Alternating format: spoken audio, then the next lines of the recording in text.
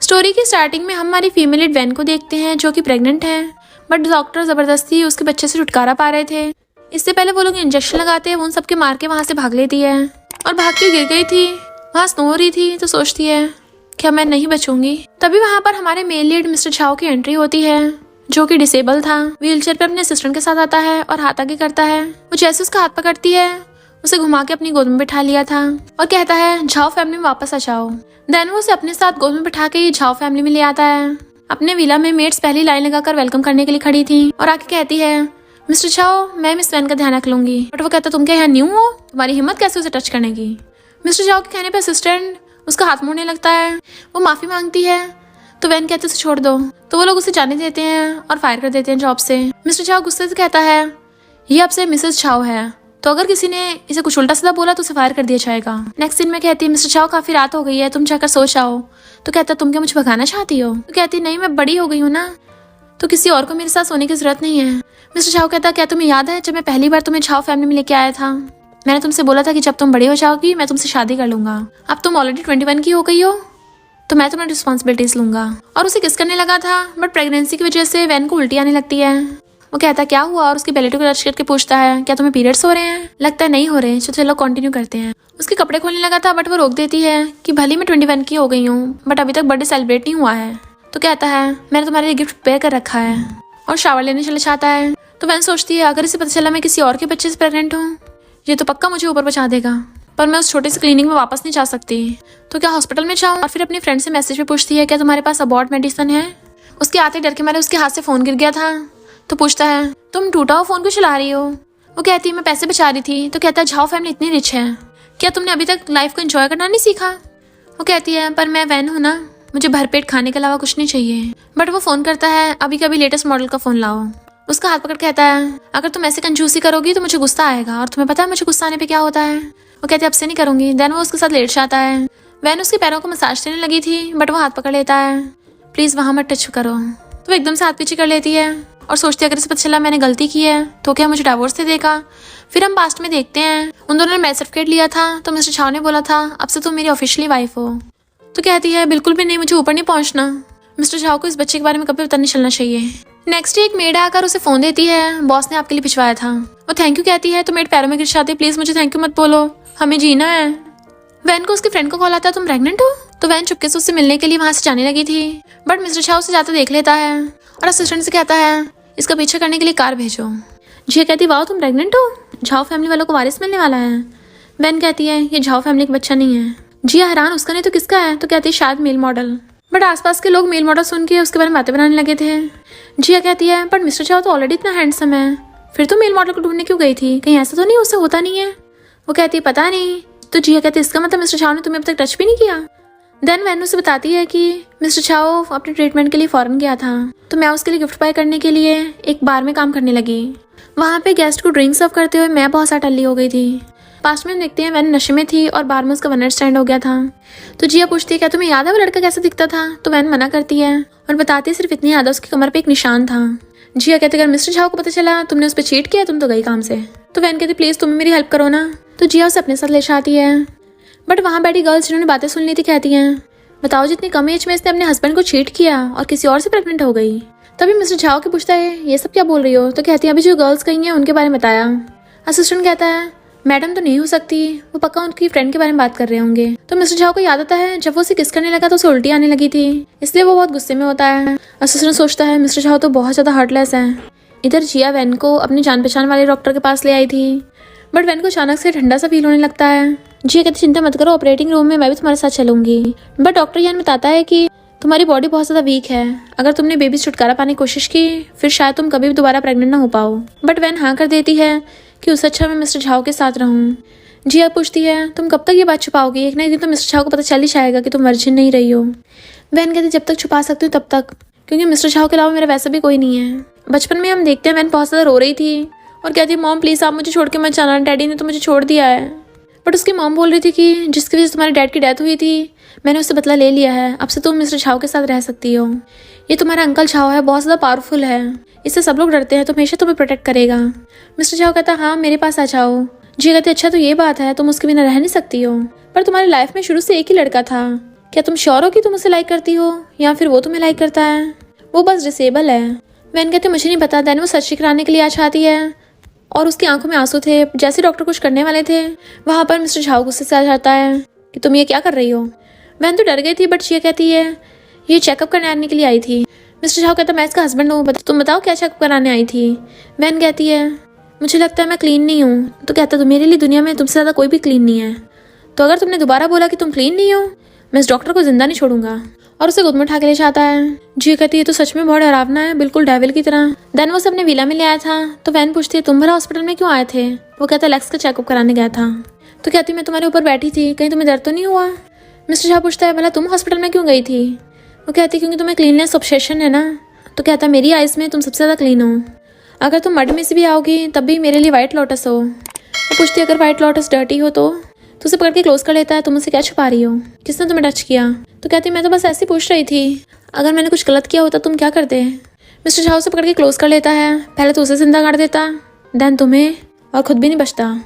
फिर वो उसे अपने साथ एक रूम में लेके आता है जहाँ पे उसने ऑलरेडी उसके लिए प्रिपरेशन कर रखी थी। तो कहती है ये केक तो मुझे बहुत टेस्टी लगता है, मैंने बहुत टाइम से नहीं खाया, तुम्हारे साथ खाऊंगी तो और स्वीट लगेगा। मिस्टर झाओ कहता है बाकी गर्ल्स अपनी बर्थडे पार्टी में बाकी लोगों को बुलाती हैं, पर तुमने पिछले 10 सालों से मेरे साथ बर्थडे सेलिब्रेट किया है, क्या तुम्हें अकेलापन महसूस नहीं होता? वो कहते मुझे फ्रेंड्स बनाना ज़्यादा पसंद नहीं है, मेरे डैड को उनके बेस्ट फ्रेंड ने मारा था, तुम हो मेरे साथ, मैं इससे खुश हूँ।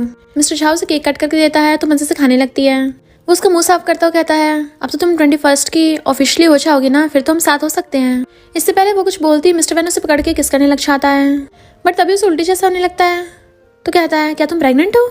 बट वो उठ के वॉशरूम भाग जाती है और सोचती है अभी मैं पकड़ी जाती। मिस्टर झाओ के पूछता है बताओ ये सब क्या चल रहा है? तो कहती है मैंने कुछ बुरा खा लिया था। मिस्टर झाओ कहता है जिसने केक बनाया उसे मैं छोड़ूंगा नहीं। तो कहती है गलती केक में नहीं, जरूर मेरे पेट में कुछ गड़बड़ हो गई होगी, किसी इनोसेंट को पनिश मत करना। तो कहता है ठीक है इनोसेंट लोगों को कुछ नहीं कहूंगा, तो मुझे सच बता दो तुम हॉस्पिटल क्यों गई थी? तो कहती है चेकअप कराने गई थी। तो कहता है चेकअप के लिए कौन सी इंजेक्शन की जरूरत पड़ती है? उसे पकड़ के अपनी गोद में बैठा लेता है। तुम मुझसे कब तक छुपाओगी? वो डरने लगी थी अब तो ये मुझे छोड़ेगा नहीं, बट वो कहता है तुम्हारी फ्रेंड जिया प्रेग्नेंट है, तुम उसके बेबी छुटकारा पाने में गई थी, तो ये बात मुझे बता क्यों नहीं रही हो? वो डरते हुए हाँ कर देती है। मिस्टर झाओ कहता तुम इस वजह से डर गई हो कि एक बेबी हर्ट होगा? तो कहती है हाँ वो लिटिल इनोसेंट है ना। मिस्टर झाओ कहता है फ्यूचर में हम बेबी नहीं करेंगे। तो पूछती है क्यों? तो कहता है मुझे बच्चे पसंद नहीं है। तो पूछती है क्या मेरे भी नहीं? इनफैक्ट मिस्टर झाओ को असिस्टेंट ने बताया था कि मैडम को बेबी कंसीव करने में काफ़ी प्रॉब्लम होगी, इसलिए वो मना कर रहा होता है। वो कहती है अगर मैं गलती से प्रेग्नेंट हो गई तो कहता है ऐसा कभी नहीं होगा। तो कहती है मुझे भी लगता है मैं अच्छी मॉम नहीं बन पाऊंगी। तो कहता है तुम अभी रेस्ट करो। वो पूछती है फिर हमारा क्या? तो कहता है तुम्हारी अभी तबीयत ठीक नहीं है तो हम वो सब नहीं कर सकते, मैं खुद को कंट्रोल कर लूंगा। जैसे उठ के जाने लगी तो कहता है मुझे पता तुम डरी हुई हो, पर प्लीज़ मुझसे ज़्यादा वेट मत कराना, वरना मुझे लगेगा तुम मुझे उतना लव नहीं करती हो। वैन मिस्टर झाओ की बातें सोच रही होती है कि बेबी कितने गलत टाइम पे आया है। अगर फादर मिस्टर झाओ भी होता तब भी वो बेबी को पसंद नहीं करता। प्लीज़ बेबी नेक्स्ट टाइम मेरी बैली में पैदा मत होना। और अपनी फ्रेंड जिया को मैसेज करती है, बट जिया का ब्रदर यैन उसका मैसेज देख लेता है कि अभी जिया घर पे नहीं है। वो कहती है पिछली बार कुछ हो गया था तो अगली बार अपॉइंटमेंट कर सकते हैं। यैन कहता है तुम्हें बेबी के बायोलॉजिकल फादर को ढूंढना चाहिए। तो कहती है मैं उसे ढूंढना नहीं चाहती क्योंकि मेरे दिल में सिर्फ मिस्टर झाओ है। यैन कहता है डरना लव नहीं होता है, तुम दोबारा इस बारे में सोच लो। तो वो सोचती है डॉक्टर यैन का मतलब क्या था? क्या मैं सच में मिस्टर झाओ से बस डरती हूँ, इस वजह से छोड़ने की हिम्मत नहीं कर पा रही हूँ? तभी जिया आती तुम मेरे फ़ोन से क्या कर रहे हो? तो कहता है उस लिटिल गर्ल को सही रास्ता दिखा रहा था। तो फ़ोन छीन के कहती है ब्रो तुम पगला गए हो, वैन को मिस्टर झाओ से ब्रेकअप करने की सलाह दे रहे हो? तुम क्या चाहते हो हमारी फैमिली शहर से गायब हो जाए? तुम्हें बताया ना मिस्टर झाओ कितना ज़्यादा डेंजरस है। डॉक्टर यान कहता है अगर लड़का सच में लड़की को दिल से प्यार करता है तो उसके बारे में हर चीज़ एक्सेप्ट कर सकता है, और मैं सीरियस हो सकता है वैन का वो लास्ट बच्चा हो। जिया कहती कोई बात नहीं, आजकल कितनी लड़कियां चाहती हैं कि वो बेबी नहीं करेंगी। डॉक्टर यान कहता बेबी होना ना और बेबी को अपनी मर्जी से ना करना अलग बात है, और वैसे भी वैन ने अपने बचपन में मॉम को खो दिया था, तो क्या वो कभी खुद नहीं मॉम बनना चाहेगी? तो जिया को भी एहसास होता है इस बात का, और फिर पूछती ब्रो तुम्हें वैन की चिंता हो रही है या तुम सभी अपने पेशेंट की ऐसी चिंता करते हो? तो कहता है मुझे लगता है वैन काफी काइंड और इनोसेंट है, तो मैं नहीं चाहता वो अपने डिसीजन की वजह से लाइफ टाइम रिग्रेट करे। नेक्स्ट डे वैन उठ के आती है, तभी न्यूज़ में देखती है कि वो वाली केक शॉप बैंकरप्ट हो गई। तो भागकर मिस्टर झाओ के पास आती है, क्या तुमने उस शॉप को बैंकरप्ट किया है? तुमने तो प्रॉमिस किया था ना तुम इनोसेंट लोगों को हर्ट नहीं करोगे।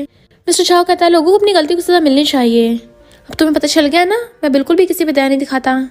तो वैन पूछती है तो क्या तुम मेरी बात नहीं मानोगे? वो कहता है कुछ बातें जो लाइन क्रॉस करती हैं वो नहीं। अब जल्दी से ब्रेकफास्ट कर लो, अगर तुम्हें ब्रेकफास्ट भी अच्छा नहीं लगे तो मैं शेफ को फायर करके न्यू शेफ रख लूंगा।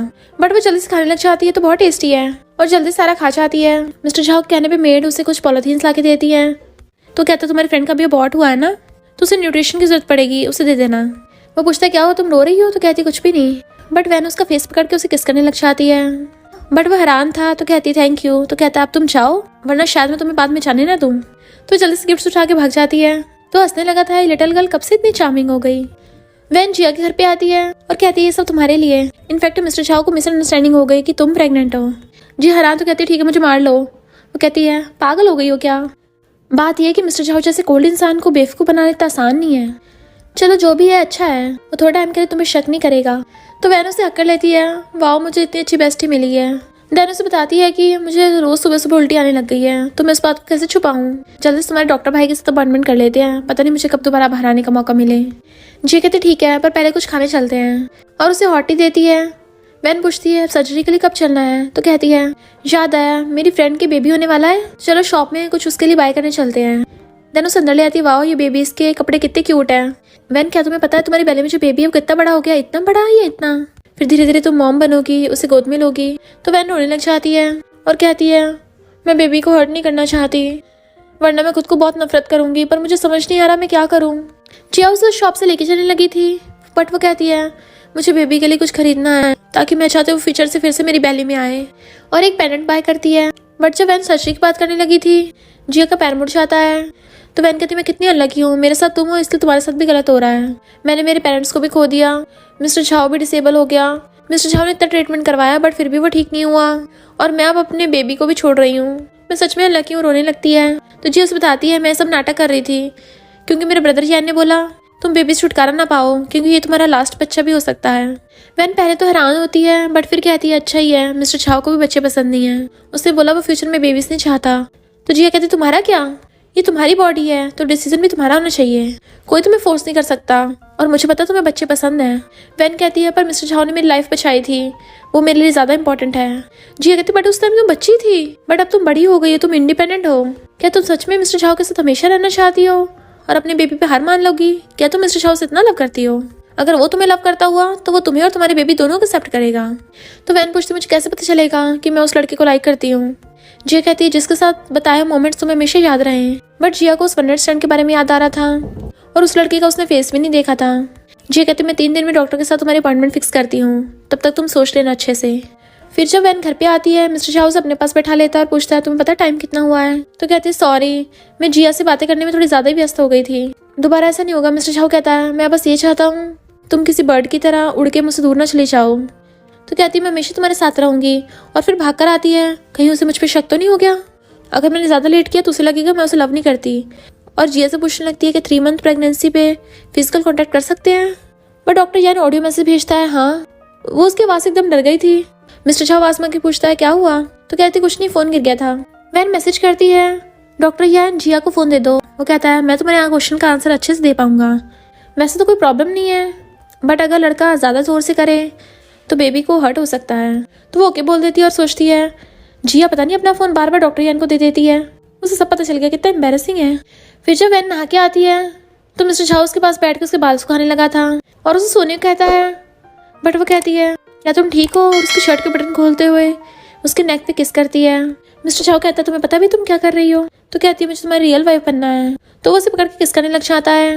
देन वो किस करता है, उसका हाथ नीचे पहुंचने वाला था बट वो कहती है मुझे डर लग रहा है। तो कहता कोई बात नहीं फर्स्ट टाइम है ना। वो कहती है फर्स्ट टाइम पे तो ब्लीडिंग होती है ना। तो कहता कुछ लोगों की होती है कुछ के नहीं होती। उसे किस करने लगा था। तो कहती है क्या तुम वो नहीं लाए? वो कहता है चिंता मत करो तुम प्रेग्नेंट नहीं होगी। बट बेबी वाला नेकलेस गिरा देख उठा लेता है, ये क्या है? तो कहती है जिया ने खरीदा था, मेरी पॉकेट में रख दिया होगा। वो कहता है बट उसने तो बेबी से छुटकारा पा लिया ना, तो उसे अब इसकी क्या जरूरत है? तो कहती है वो बच्चे कुछ मेमोरीज रखना चाहती है। मिस्टर झाओ कहता है क्या तुम सच बोल रही हो? तुम्हें पता मैं आधे घंटे में सब कुछ सच पता लगा सकता हूँ। तो कहती मैंने खरीदा क्योंकि मुझे क्यूट लगा। वो कहता क्या तुम्हें बेबी चाहिए? क्या तुम भूल गई मैंने क्या कहा था? आगे से ऐसी चीजें बाय मत करना। और डस्टबिन में फेंक देता है।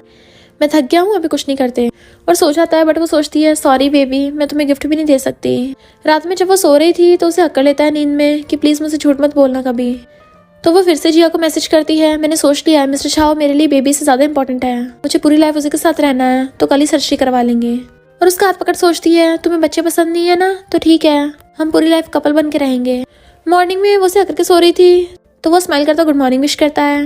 वैन कहती तुम हंसते हो, अच्छे लग रहे हो, क्या मैं आज जिया से मिलने दोबारा जा सकती हूँ? मिस्टर छाव कहते तुम तो बहुत चालाक हो रही हो, पहले मेरी तारीफ कर दी उसके बाद रिक्वेस्ट कर रही हो, कहाँ से सीखा ये सब? तो कहती है जिया के अलावा मेरे कोई फ्रेंड नहीं है। वो ओके करता है तो वो खुशी के मारे उसे हक कर लेती है और तो उसे किस भी कर दिया था। मिस्टर छाव कहता अब जाके रेडी हो जाओ। मेड पूछती है मैडम आपको कौन सी वाली ड्रेस पहननी है? वो चूज करते उसे वही वाली पहनने लगी थी तो मेड कहती है ये ड्रेस तो पहले आपको बहुत बड़ी आ रही थी ना, और अब इतनी टाइट कैसे हो गई? मैं सोचती मेरी बेली बड़ी हो रही है, मैं ज्यादा टाइट कपड़े नहीं पहन सकती। और कहती है मैंने थोड़ा वेट गेन कर लिया है तो कोई ढीले कपड़े ले आओ। फिर जब वो जाने लगी थी मिस्टर छाव कहता पर ब्रेकफास्ट करके जाओ, तो वो खाकर छाती है। इतने में मेड आके बताती है कि यंग लेडी का वेट गेन हो गया थोड़ा, इसलिए उन्हें ये ड्रेस अब फिट नहीं आ रही। मिस्टर छाव कहता है बट ये ड्रेस तो ऑलरेडी थोड़ी बड़ी थी, उसका वेट गेन कहाँ से हुआ है? तो मेड बताती है बेली पे से। मिस्टर छाव एकदम हैरान था और फिर पूछता है जब मैं बाहर गया था तो क्या वो कहीं गई थी? मेड कहती नहीं, मोस्टली टाइम तो वो खुद को रूम में लॉक करके रखती थी, बट हाँ एक दिन वो गई थी जिस दिन आप वापस आए थे। मिस्टर छाव फोन करके कहता है पता करो वैन उस दिन कहाँ गई थी। इधर वैन को जिया बताती है कि फीमेल डॉक्टर तो एक हफ्ते की छुट्टी पे गई है, तो अभी तो सिर्फ मेरा ब्रदर ही है, वही कर सकता सर्जरी, वरना तुम्हें वेट करना पड़ेगा। बट डॉक्टर यान आती पूछता है क्या तुम्हें कल रात ब्लीडिंग हुई? उसे तो फंदा ही लग गया था। तो जिया पूछती है ऐसा क्या हो गया? डॉक्टर यान कहता है कुछ बीच की बात है, तुम जाओ यहाँ से। तो कहती है क्यों, मैं क्यों नहीं सुन सकती, मैं भी तो मेडिकल स्टूडेंट हूँ। बट वैन एम्बेरस हो रही थी इसलिए जिया को बाहर भेज देती है। डॉक्टर यान कहता तुमने मेरे क्वेश्चन का आंसर नहीं दिया। तो कहती है हमारे बीच में कुछ भी नहीं हुआ। डॉक्टर यान कहता है सर्जरी के बाद तो 1 मंथ तक फिजिकल टच नहीं कर पाओगे, तब तुम क्या करोगी? वो हैरान थी 1 मंथ, क्या मैं मेडिसिन ले सकती हूँ? तो डॉक्टर यान गुस्से में कि तुम्हें क्या अपनी बिल्कुल भी परवाह नहीं है? वो कहती है मैं तो बस शांति से लाइफ बिताना चाहती हूँ, ये बेबी गलत टाइम पे आ गया। डॉक्टर यान कहता है तुम कब तक ये बात छुपाओगी? जो वोल्केनो फटता नहीं है वही सबसे ज्यादा डेंजरस होता है, क्योंकि तुम्हें पता नहीं होता वो किस टाइम फट जाए। सर्जरी के लिए इस पे साइन कर दो। तो वो साइन कर देती है। जिया जैसी बाहर आती है वो मिस्टर झाओ को अपने असिस्टेंट के साथ आते देखती है तो हैरान। मिस्टर झाओ को पूछता है तुम बाहर क्या कर रही हो, वैन तो तुमसे मिलने आई थी। तो कहती है शायद वो रास्ते में होगी। मिस्टर झाओ कहता तुम तो बिल्कुल सही सलामत लग रही हो। तो कहती है मैंने वैन के दिए हुए सप्लीमेंट्स पिए थे ना। मिस्टर झाओ कहता अच्छा, और असिस्टेंट को अंदर रूम में भेजता है। बट वो लोग जैसे अंदर आते हैं वहाँ पर वैन नहीं होती। तो जिया बताती है कि ये मेरा ब्रदर है डॉक्टर यान। मिस्टर झाओ जिया से कहता है जब वैन आए उसे बोल देना कि जल्दी घर वापस आ जाए, और वहाँ से चला जाता है। तब जाके जिया चैन की सांस लेती है।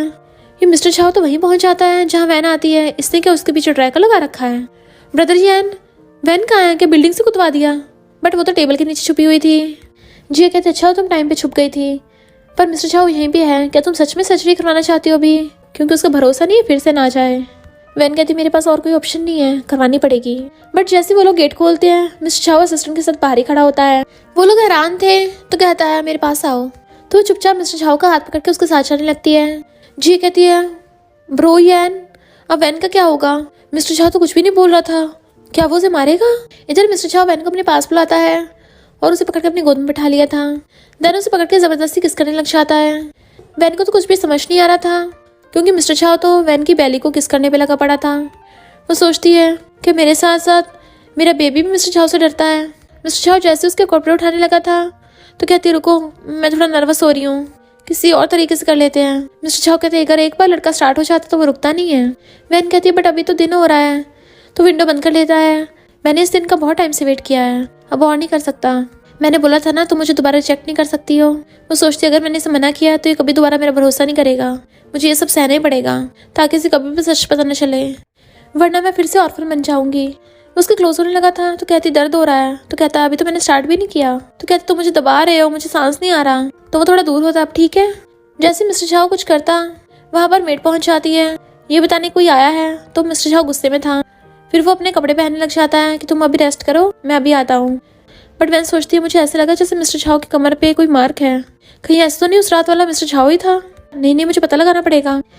पता चलता है नीचे मिस्टर झाओ की मॉम आई है और उसके गले पे लव बर्ड देख पूछती है ये सब क्या है, तुम कौन सी शेमलेस लड़की को घर पे ले आए हो कि दिन दिहाड़े तुम्हारे साथ ये सब हो रहा है? मिस्टर झाओ कहता वो कोई शेमलेस नहीं है, मेरी लीगली मैरिड वाइफ है। तो मॉम कहती है वो ऑर्फन और बैगर है, तुम्हारी वाइफ बनने के लायक नहीं है, मैं उसे हानि करूंगी। मिस्टर झाओ कहता आपकी परमिशन की जरूरत भी नहीं है, मैं तो उसे स्पॉइल करूंगा। मॉम के तुम्हारे स्पॉइल करने का क्या फायदा, क्योंकि वो कभी प्रेग्नेंट तो होगी नहीं, तुम्हें पता भी है तुम इनफर्टाइल हो। वैन दूर से ये सब सुन लेती है तो सोचती है मिस्टर झाओ कभी बाप नहीं बन सकता, इसका मतलब मैं गलत थी। मॉम रोने लग जाती है तो मिस्टर झाओ कहता अच्छा ही है ना ये तो। मॉम कहती है तुम ऐसे कैसे बोल सकते हो, झाओ फैमिली के वारिस हो, झाओ फैमिली को वारिस तो देना ही पड़ेगा ना। तुम्हें पता अगर तुम्हारे ग्रैंडपा ने ये रिपोर्ट देख ली वो बीमार हो जाएंगे, बट तुम्हें तो बस अपनी पड़ी है, तुम्हें फैमिली की तो कोई परवाह है ही नहीं। मैंने सुना तुम्हारी बीमारी ठीक नहीं हो सकती है, पर अगर तुम मेरे साथ एक बार फौरन चलो तो हम शायद कोई ना कोई ट्रीटमेंट ढूंढ लें। उस लड़की को छोड़ दो। मिस्टर शाह कहता है मैं ऐसा कभी नहीं करने वाला, मैं लाइफ टाइम उसकी रिस्पॉन्सिबिलिटी लूंगा। ऐसा नहीं है कि वो मेरे बिना नहीं रह सकती, इनफैक्ट मैं उसके बिना नहीं रह सकता। वैन सोचती है इसका मतलब इसे मुझे खोने का डर है। मॉम कहती है तो उसे भी अपने साथ फौरन ले जाओ। वो कहता है बट उसके पेरेंट्स की सोल तो यहीं पे है ना, यहाँ रह के उसे अच्छा लगता है।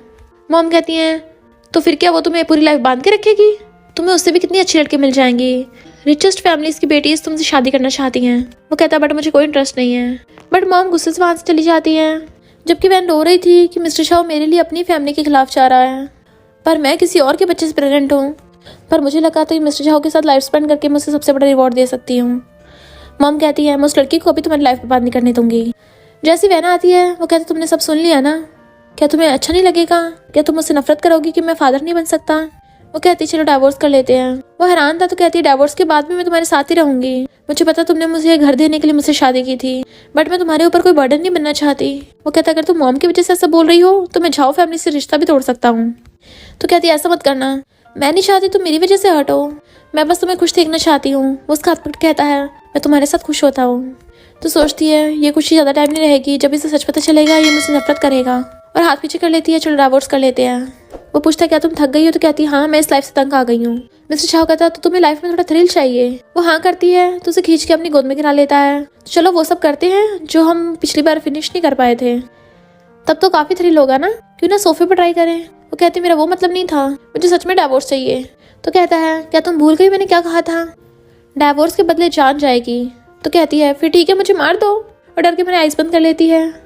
तो हंसते उसके गाल पकड़ लेता है भला मैं तुम्हें कैसे हर्ट कर सकता हूँ, मेरा मतलब कि डाइवोर्स तभी होगा जब मैं इस दुनिया में नहीं रहूंगा। क्या तुम चाहती हो मैं जिंदा ना रहूं। तो कहती बिल्कुल भी नहीं, तुम झाओ फैमिली के लिए सबसे ज्यादा इंपॉर्टेंट हो, तुम्हें कुछ नहीं हो सकता। वो कहता मैं तो वैसे भी झाओ फैमिली को वारिस नहीं दे पाऊंगा, तो आगे जाके झाओ फैमिली की सारी प्रॉपर्टी डोनेट ही होगी। वो कहती है तुम फौरन जाके ट्रीटमेंट करा लो और किसी अच्छी लड़की से शादी कर लेना। बट वो उसका हाथ पकड़ कहता है अगर मुझे फ्यूचर में बेबीज चाहिए भी होंगे तो सिर्फ तुम ही उनकी मॉम बन सकती हो। वो सोचती बट मैं इसके लायक नहीं हूँ, और फिर पूछती है क्या तुम ऐसे बेबीज को एक्सेप्ट करोगे जिसके साथ तुम्हारा ब्लड रिलेशनशिप ना हो। तो कहता तुम क्या बोल रही हो ये। तो कहती मैंने बस ऐसे ही पूछा। तो कहता तुम क्या मुझे धोखा देना चाहती हो। वो सोचती अगर मैंने ऐसा किया क्या तुम मुझे डाइवोर्स दोगे। वो कहता है डाइवोर्स तो होगा पर उससे पहले तुम्हारे लवर को ऊपर पहुंचा दूंगा और तुम्हें जिंदा खा जाऊंगा। वो कहती तुम इतने क्रूअल कैसे हो सकते हो, थोड़ा प्यार से नहीं हर्ट कर सकते। मिस्टर शाह कहता मैं तुम्हारे बारे में सब कुछ सहन कर सकता हूँ, पर मुझे तुमसे सबसे ज्यादा लॉयल्टी चाहिए।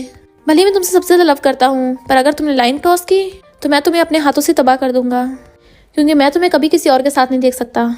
समझ में आया तुम्हें। और वो अपना हाथ ऊपर करने लगा था तो डर जाती है प्लीज मुझे मत मारना, बट वो तो रिंग निकाल रहा था और उसका हाथ पकड़ के पहना देता है। तो कहती है अच्छा रिंग थी। वो कहता भले हमारी शादी को काफी टाइम हो गया, पर मैंने अभी तक तुम्हें ऑफिशियली प्रपोज नहीं किया था।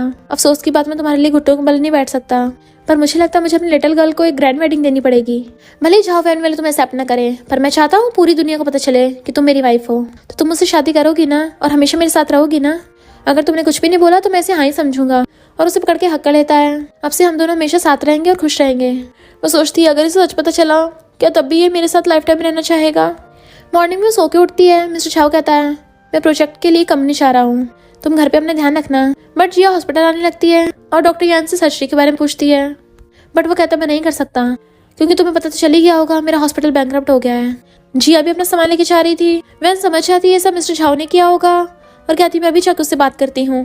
जिया कहती है तुम क्या डॉक्टर यान के लिए फाइट करोगे उससे, तुम्हें डर नहीं, वो डेविल तुम्हें पकड़ लेगा, तुम पे गुस्सा निकालेगा। कोई बात नहीं, मेरे ब्रदर को तो दूसरी जॉब मिल जाएगी। वो कहती है तुमने मेरी इतनी हेल्प की और मैं तुम्हारे भाई को हर्ट नहीं करने दे सकती। इधर मिस्टर शाह मीटिंग में होता है, बट तभी वैन भाग कर आती मुझे तुमसे बात करनी है। वो बाद में ध्यान देती कि वो मीटिंग में है। मिस्टर शाह तो उसके लिए पूरी मीटिंग ही रुकवा देता है। एम्प्लॉय कहती है ये प्रोजेक्ट बहुत इंपॉर्टेंट है, बट वो इग्नोर कर देता है और हंसता हुआ वैन के साथ चला जाता है। सारे एम्प्लॉयज बातें करने लग जाते हैं आखिर वो लिटिल गर्ल है कौन, कहीं वो मिस्टर शाह की वाइफ तो नहीं। तभी तो सोचूं मिस्टर शाह ने रिंग भी पहन रखी थी जबकि लिन चिढ़ रही थी। वैन पूछती है तुमने डॉक्टर यान का हॉस्पिटल क्यों बंद करवाया। वो उसे पकड़ अपनी गोद में बिठा लेता है। तुम्हारी हिम्मत कैसे हो गई मेरे सामने दूसरे लड़कों का नाम लेने की, अगर मुझे गुस्सा आ गया तो तुम्हें पता है आगे क्या होगा। वो पूछती क्या होगा तो उसे पकड़ के किस करने लग जाता है। तो वो उसे धक्का मारती मेरा वो मतलब नहीं था, मुझे तुम्हें कुछ बताना है। तो कहता मुझे सुनना ही नहीं है और उसे फिर से किस करने लगा था। वो जबरदस्ती किस कर रहा था, इसलिए वैन उसके लिप्स पे काट लेती है। तो कहता है लिटिल गर्ल ने बाइट करना भी सीख लिया। वो कहते मुझे नहीं पता था इतनी तेज काटा जाएगा। बट मिस्टर झा उसके क्लोज होने लगता है। पहली बार तुमने मेरा विरोध किया, वो भी उसकी वजह से? तो कहती नहीं, मैं नहीं चाहती तुम इनोसेंट लोगों को हर्ट करो, वो तो बस मेरी हेल्प कर रहे थे। मिस्टर झा कहता है इसलिए तुम इतनी ज्यादा वाइल्ड होती जा रही हो? तो कहती मेरी खुद की पर्सनैलिटी है, तुम मुझे किसी बर्ड की तरह बंद करके नहीं रख सकते। वो कहता है तो तुम सच में उड़ना चाहती हो? तुम्हें पता है जो बर्ड मुझे छोड़ के जाना चाहता है, मैं उसके पर भी काट सकता हूँ। और उस सोफे को गिरा लेता है। तो कहती है ये क्या कर रहे हो? तो कहता है वही जो सब कपल करते हैं। तो कहती है ये तुम्हारा ऑफिस है। वो कहता है फिर क्या हुआ, तुम्हें क्या किसी और जगह पे करना है? और उसे पकड़ के किस करने लग जाता है और जबरदस्ती करने लगा था। तो कहती है मुझे नहीं करना। वो कहता है तुम मुझे मना नहीं कर सकती हो। तो कहती है मुझे छोड़ दो, मुझे उल्टी आ रही है। तो वो गुस्से उसका गला पकड़ लेता है। मेरी किस्से तुम्हें इतना डिस्गस्टिंग फील हो रहा है, अब तुमने मुझे सच में गुस्सा दिला दिया। और जैसे वो दोबारा करने लगा था तो रोते रोते बता देती है कि मैं प्रेग्नेंट हूँ। मिस्टर झा एकदम हैरान था। तो कहती है सॉरी। वो पूछता है कितने महीने हुए? तो कहती है सॉरी 3 मंथ हो गए। पूछता है कौन है वो? तो कहती है मुझे नहीं पता, उस दिन मैं टल्ली थी। तो पूछता है तुमने कब ड्रिंक करना सीख लिया और मुझसे क्यों छुपा रही थी? तो कहती मुझे नहीं पता, मैं छुपाना नहीं चाहती थी, पर वो सब एक्सीडेंट था। वो कहता अच्छा तभी तुम हॉस्पिटल जा रही थी? तो क्या तुम हमेशा के लिए मुझसे छुपाना चाहती थी? आखिर तुम मुझे अपने दिल में समझती क्या हो? तो कहती तुम मेरे लिए बहुत इंपॉर्टेंट हो। वो कहते इंपॉर्टेंट हो तब भी ऐसा बोल रही हो? मैं 10 सालों में सिर्फ एक बार तुम्हें छोड़ के गया और तुमसे उतने टाइम में भी कंट्रोल नहीं हुआ। तुम बस अपने अकेलेपन को भी नहीं रोक पाई। मुझे नहीं पता था जिसे मैं सबसे ज्यादा लव करता हूँ वो मेरी पीठ पीछे इतनी शेमलेस है। तो कहती हाँ मैं शेमलेस हूँ, तो बताओ मुझे कैसे पनिश करोगे? मिस्टर झा गुस्से से असिस्टेंट को बुलाता है, बच्चे छुटकारा पाने की प्रोसेस चालू करो। वो कहती है अगर मैं कहूँ कि ये मेरा लास्ट बेबी है? तो कहता अच्छा ही है, मेरे वैसे बच्चे नहीं हो सकते। बट बाहर आकर वो रोने लग गया था और बेहोश हो जाता है। तो लेन उसे अपने साथ ले जाती है। असिस्टेंट कहता है मैडम चलिए। बट वो कहती है मुझे मैडम बोलने की जरूरत नहीं है क्योंकि मैं इसके लायक नहीं हूँ। रिंग निकाल देती है। असिस्टेंट कहता है सर्जरी कल होगी, तब तक आप रेस्ट करिए। भले ही आपने मिस्टर झा को धोखा दिया पर आप किसी और के बच्चे प्रेग्नेंट नहीं हो सकती हो। आपको पता है मिस्टर झा ने बेबी के लिए क्यों मना किया था? क्योंकि बट वो बीच में बोल पड़ती है अब इस सबका कोई फायदा नहीं है, वैसे भी इस बेबी को दुनिया में आना ही नहीं चाहिए था, यही मेरी पनिशमेंट है। और असिस्टेंट के चाहते ही वो अपनी फ्रेंड जिया को कॉल करती है, क्या तुम मुझे लॉयर से मिलवा सकती हो? मुझे डाइवोर्स एग्रीमेंट तैयार करवाना है। इधर लेन मिस्टर झा को लाकर उसके साथ अपनी फोटोज खींचने लगी थी। जैसे वो उठने लगा था जल्दी से रुक जाती है और कहती तुम बेहोश हो गए थे इसलिए यहाँ पे ले आई। उसे पानी देने लगी थी। तो कहता है तुम्हें मेरे रूल्स नहीं पता, काम के अलावा कोई भी लड़की को मेरे आसपास आने की इजाजत नहीं है, तो अगर दोबारा ऐसी हरकत की तो झाओ कंपनी से बाहर निकाल दूंगा। लेकिन कहती तुम्हारी मॉम ने मुझे अपॉइंट किया है तो मैं तुम्हें पाकर रहूंगी। जी अब भाकर वैन के पास आती है। तो कहती है मैंने मिस्टर झा को प्रेगनेंसी के बारे में बता दिया है। तो पूछती क्या उसने तुम्हें मारा? तो कहती है अगर उसने मारा होता तो इतना हर्ट नहीं होता, पर उसने मुझे शेमलेस बोला। जी कहती वो तो उसने गुस्से में बोल दिया होगा। ऑपरेटिंग रूम में याद है उसने क्या बोला था कि उसके लिए तुमसे ज्यादा क्लीन कोई भी लड़की नहीं है। वैन कहती है बट उसके दिमाग में अब मेरी वो इमेज बन चुकी है ना, अब मैं कुछ भी कर लूँ वो नहीं ठीक हो सकती। मैं कभी भी उसे धोखा नहीं देना चाहती थी, तो अब उसे दूर रहने में भलाई है। जी कहती है अगर तुम्हें उसे डिवोर्स देना है तो बेबी से क्यों छुटकारा पा रही हो? तो कहती है ये मेरी मिस्टर झा के लिए रिस्पॉन्सिबिलिटी है और मेरी पनिशमेंट भी। जी कहती पर तुम्हारी गलती नहीं थी। वो कहती है इससे फर्क नहीं पड़ता, मेरे अलावा मिस्टर झा चैन से जी तो पाएगा। जी कहती मैंने सुना मिस्टर झा का बहुत कम एज में कार एक्सीडेंट हो गया था, उसने अपनी लेग्स खो दी, इसलिए उसकी पर्सनैलिटी बहुत ज़्यादा क्रूअल और डेंजरस बन गई। वैन कहते उसने मेरी जान बचाई, इतने सालों तक मुझे पाला, मेरे लिए यही काफ़ी है। और मेरी वजह से तुम्हारे भाई की भी जॉब चली गई, मैं तुम लोगों को कभी रिपेयर नहीं कर पाऊंगी। जी कहते ऐसा कुछ भी नहीं है, मेरा भाई पहले डॉक्टर था बट अब उसे फैमिली बिजनेस संभालना पड़ रहा है, ये तो अच्छा है ना। तो वैन कहती है कल मेरी सर्जरी हो जाएगी, तुम ये मिस्टर झा को दे देना। इधर मिस्टर झा बेटा को सोच रहा था और पास्ट के सीन याद करता है। जब वैन क्लीनिंग करती थी वो उसे देखता रहता था और दोनों एक दूसरे को देख के स्माइल करते थे। और जब वो अपने ऑफिस का काम करता था वो उसे अपने हाथों से फ्रूट्स खिलाती थी। ठंड हो रही थी, असिस्टेंट आके उसके लेग्स पे कपड़ा ढक देता है और कहता है स्नो हो रही है, पिछली बार जब आप अपनी वाइफ को लेके आए थे तब भी स्नो हो रही थी। मैडम की सर्जरी होने वाली है, क्या आपको उससे जाके बात नहीं करनी? वो आपसे इतना लव करती हैं, भला वो आपको हर्ट कैसे कर सकती हैं? मिस्टर झा कहता है वो मुझे लव करती है या मुझसे डरती है? इतने सालों से मैंने एक बार भी उसके मुंह से नहीं सुना कि वो मुझे लव करती है। मैं ही बस अपने मन में सोचता रहता था। इतने मेड मिस्टर झा की एक शर्ट लेके आती है जिसपे ब्लड का स्टेन लगा था। असिस्टेंट कहता है ये तो वही शर्ट है जो आप फौरन से वापस पहन के आए थे। मिस्टर झा को कुछ फ्लैशबैक्स आने लगते हैं और हम देखते हैं ये उस वन नाइट स्टैंड का टाइम है, वो मिस्टर झा ही था। बट मिस्टर झा को सही से कुछ याद नहीं आ रहा था तो असिस्टेंट से अपना फोन लेता है। देन वो बार में कॉल कर पूछता है आखिर 3 महीने पहले बार में क्या हुआ था। वो लोग बताते हैं कि तुम काफी टल्ली हो गए थे बट हमने तुम्हें प्लेन में वापस छोड़ दिया था। बट पता चलता है कि उन लोगों ने मिस्टर झा से झूठ बोला है ताकि उसे पता नहीं चल जाए कि उन्होंने उसे नशा दिया था और वो लोग अब डर के मारे ये बात नहीं बता रहे। बट मिस्टर झा कुछ गड़बड़ लग रही थी। इतने वहां पर जिया जाती है। वो कहता है अगर तुम्हें अपने भाई की बात करनी तो निकलो यहाँ से। तो कहती है तुमने वैन को सर्जरी के लिए क्यों भेजा? तो कहता है क्योंकि मुझे दूसरों के बच्चे पालने में कोई इंटरेस्ट नहीं है। जी कहती वो बस एक एक्सीडेंट था। अगर वैन को सच में तुम्हें धोखा देना होता तो बाद में मेडिसिन नहीं खाती। तुम उसके साथ तक रूल बिहेव कर रहे हो, तुम उसे लव नहीं करते हो। वो कहता है तुम बाहर वाली मुझे बताओगी मैं किसे लव करता और किसे नहीं। सर्जरी के बाद तुम भी वैन से दूर रहना। वो कहती तो तुम्हें लगता है कि वैन तुम्हारी पिंजरे वाली बर्ड है जो फ्रेंड बनाना भी डिजर्व नहीं करती, पर तुम ऐसे उसे कैद करके नहीं रख सकते। वैन ने मुझे तुम्हारा क्रेडिट कार्ड वापस करने को कहा है। तुमने इतने सालों से जो पैसे दिए उसने इन्हें हाथ भी नहीं लगाया। तुम्हारे लिए गिफ्ट बाय करने के लिए वो बाहर में गई थी, उसे थोड़ी ना पता था वो सब हो जाएगा। तो मैं तुमसे लास्ट बार बोल रही हूँ उसे जाने दो। डाइवोर्स पेपर पे वैन ने तो साइन कर दिए हैं, अब वो तुम्हारी वाइफ नहीं रही। वो कहता तुमने उसकी हेल्प की, मैं तुम्हारी फैमिली को बैंकरप्ट कर दूंगा। जी अगर तुम्हें पता भी है वैन की कितनी सीरियस कंडीशन है। मेरे ब्रदर डॉक्टर यान ने बोला है कि अगर उसकी सर्जरी हुई तो वो दोबारा कभी भी मॉम नहीं बन पाएगी, पर उसने फिर भी हाँ कर दी। पता है क्यों? क्योंकि उसे लगता है तुम उसके बच्चे से ज्यादा इंपॉर्टेंट हो। वो तुमसे प्यार करती इसलिए तुमसे सच छुपाया, क्योंकि उसे डर था कि तुम उसे छोड़ दोगे। उसके दिल में तुम उसकी पूरी दुनिया हो। और वहां से चली जाती है, बट मिस्टर शाह को हार्ट में पेन होने लगता है और असिस्टेंट से कहता है हॉस्पिटल वालों से कहो सर्जरी रोक दे। पर डॉक्टर का फोन नहीं लग रहा था तो वो लोग जल्दी से हॉस्पिटल जाने लगते हैं, बट असिस्टेंट ड्राइविंग करते हुए फोन भी चला रहा था, जिसकी वजह से उनका एक्सीडेंट हो जाता है। जबकि इधर वैन की सर्जरी होने वाली थी। नेक्स्ट सीन में उसकी आइज खुलती है तो डॉक्टर ये बताता है कि बेबी अभी जिंदा है, तो वो हैरान थी। डॉक्टर ने कहता है दूसरे डॉक्टर बोल रहे थे कि तुम्हारी सर्जरी नहीं हो सकती, इसलिए हमने रुकवा दी। वैन पूछती है फिर मिस्टर झाओ का क्या होगा?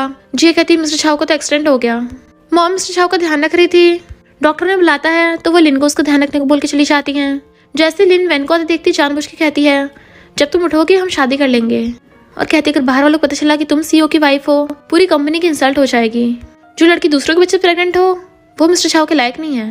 वैन हैरान थी मिस्टर झाओ ने तुम्हें सब बता दिया। इनफैक्ट मिस्टर झाओ जब असिस्टेंट से सब बातें कर रहा था तब लिन ने सुन लिया था और कहती हाँ मुझे वो सब बताता है क्योंकि मैं उसकी फियांसे हूँ ना, तो तुम उसकी एक अच्छी एक्स गर्लफ्रेंड बनो। वैन कहती चिंता मत करो, मैं वैसे भी उसे छोड़ के जाने वाली थी, मैं बस देखने आई थी। ये ठीक है तो उसका ध्यान रखना, और चली जाती है। बट हम देखते हैं मिस्टर झाओ की फिंगर हिल रही है। डॉक्टर मॉम को बताते हैं कि मसाज की वजह से मिस्टर झाओ की लेग्स भी ठीक हो सकती हैं। मॉम पूछती हैं वो इनफर्टाइल है, क्या वो बीमारी ठीक हो सकती है? डॉक्टर कहता है कौन सा इनफर्टाइल, मिस्टर झाओ तो एकदम ठीक है। तो मॉम समझ जाती है कि मिस्टर झाओ ने जानबूझ के उनसे झूठ बोला होगा, वो भी उस वैन की वजह से। फिर वो रास्ते में वैन को देख लेती हैं तो कहती है चिंता मत करिए, मैं उसे वैसे भी छोड़ के जा रही थी। मॉम कहती है मैं कैसे विश्वास करूँ? तो कहती मैं आपको कैसे यकीन दिलाऊं? तो कहती है 6 मंथ्स के अंदर अंदर किसी से शादी कर लो तभी मैं यकीन करूंगी। वो कहती है ओके। मिस्टर झाओ अपनी मॉम को बहुत लव करते हैं तो अगली बार अपन उन्हें डांटने की बजाय उन्हें हक करना। नेक्स्ट सीन में जिया वैन को वेडिंग ड्रेस पहना के रेडी कर रही थी। अब से मैं तुम्हें वैन नहीं सिस्टर इन लॉ बोलूंगी। इनफैक्ट वैन की जिया के ब्रदर डॉक्टर यान से शादी होने वाली थी। उसे नर्वस देख जिया कहती है तुम बेबी के फादर के बारे में सोचो, एक तो उसने तुम्हें हर्ट किया और ऐसे छोड़ के भाग गया, अगर मिला ना तो उसे जेल में बचा देंगे। इससे पहले शादी होती ही वहां पर मिस्टर झाओ पहुंच जाता है। वो सभी हैरान थे बट वो डंडा पकड़ के खड़ा हो जाता है और धीरे धीरे चल के उसके पास आने लगा था। तो कहती है क्या तुम अब चल सकते हो? तो कहता मैंने बोला था ना मैं खड़ा होकर तुम्हारे साथ वेडिंग फोटो खिंचवाना चाहता हूँ, तो मेरे साथ घर चलो। बचपन में जैसे उसने उसका हाथ पकड़ा था वो वैसे पकड़ने वाली होती है, पर जिया उसे रोकती है। तो वैन कहती है मैं नहीं चाहूंगी तुम्हारे साथ। मिस्टर झाओ कहता तुम्हें बेबी के फादर चाहिए ना, तो मैं क्यों नहीं हो सकता वो? उस दिन मैंने सर्जरी कराने को इसलिए बोला था क्योंकि मुझे तुम्हारी हॉस्पिटल की रिपोर्ट से पता चला था कि बेबी डिलीवरी करने से तुम्हारी लाइफ को खतरा हो सकता है। और सॉरी बोलता है तो कहती गलती तुम्हारी नहीं है, तुम तो मेरा भला ही चाहते थे। मिस्टर झाओ कहता मैं बेबी का फादर बनने के लिए तैयार हूँ। वो कहती क्या तुम श्योर हो इसका तुम्हारे से ब्लड रिलेशनशिप नहीं है? तो कहता मुझे पता है, मुझे फर्क नहीं पड़ता, मेरे लिए तुम ज्यादा इंपॉर्टेंट हो, मैं तुम्हें ऐसे एक्सेप्ट करने के लिए तैयार हूँ। धन घुटनों को बैठ के उसे रिंग दिखा के प्रपोज करता है बट पीछे को बेहोश हो गया था। वो चिंता करने लगी थी तभी असिस्टेंट बताता है कि बॉस की हालत बहुत खराब थी पर वो तब भी तुमसे मिलना चाहते थे।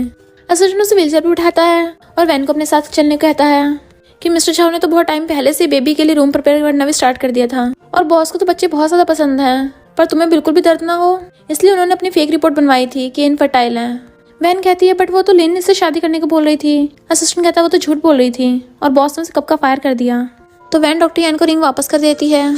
आई होप तुम्हें लाइक करने वाला मिल जाए कोई। और वो मिस्टर झाओ के साथ चली जाती है। वो कहती है डॉक्टर इसकी लेग्स तो ठीक हो गई है ना, फिर ये बेहोश कैसे हो गया? डॉक्टर कहता है थोड़ी वीकनेस की वजह से हुआ है, काफी टाइम से चले नहीं थे ना। वो उसका ध्यान रखने चाहती है, वो उसके पास बैठ गई तभी वहां पर मामा चाहती हैं तुम क्या एग्रीमेंट भूल गई हो?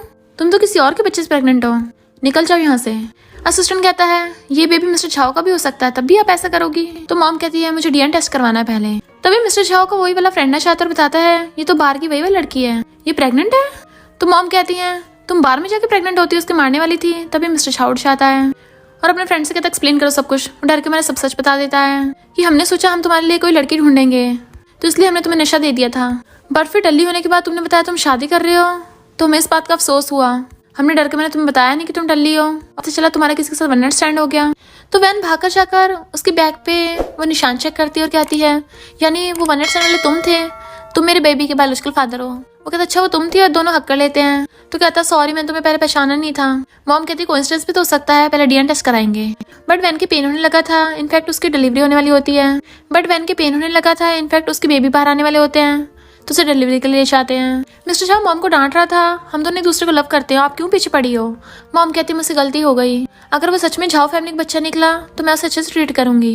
मिस्टर शाह प्रे कर रहा था कि वैन और बेबी ठीक हो। अंदर उसकी बेबी डिलीवरी होती है, तभी डॉक्टर आके बताती है कि मॉम और बेबी दोनों सही सलामत हैं। और रोता उसका हाथ पकड़ लेता है, तो कहती तुमने पूछा था ना क्या तुम हमेशा मेरे साथ रहना चाहते हो, तो मेरा जवाब है हाँ। तो वो उसके हाथ पे किस कर देता है। नेक्स्ट सीन में हम देखते हैं मिस्टर शाह अब डैडी बन गया है और वो बेबी के डायपर चेंज कर रहा था। वो कहती है तुम बेबी का ध्यान रखते थक गए होगे। तो कहता अभी मुझे मिस्टर शाह बोल रही हो।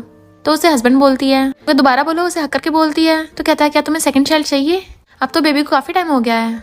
बट वो भागने लगी थी तो उसे पकड़ लेता है। तभी वैन को उसकी फ्रेंड जिया कॉल आता है, जो बताती है कि मेरा भाई हॉस्पिटल का डायरेक्टर बन गया है और मैं भी हॉस्पिटल में इंटर्नशिप के लिए जा रही हूँ। मिस्टर झाओ का थैंक यू करना, उसने हमारी बहुत हेल्प की है। वो कहती है अच्छा तो तुम सुधर गए। तो कहता है मैं तुम्हारे लिए कुछ भी कर सकता हूँ ना, चलो अब दूसरों की नहीं अपनी बात करते हैं। और उसे गोद में उठा लेता है, देन बेड पे गिरा लेता है, वो उसे आई लव यू बोलती है और दोनों किस करने लगे थे। और इसी के साथ इस स्टोरी का एंड हो जाता है। अगर आपको ये स्टोरी पसंद आई हो तो लाइक शेयर और कमेंट करते जाना। तो बस थोड़ा सा इंतजार करना, फिर मिलेंगे न्यू स्टोरी में।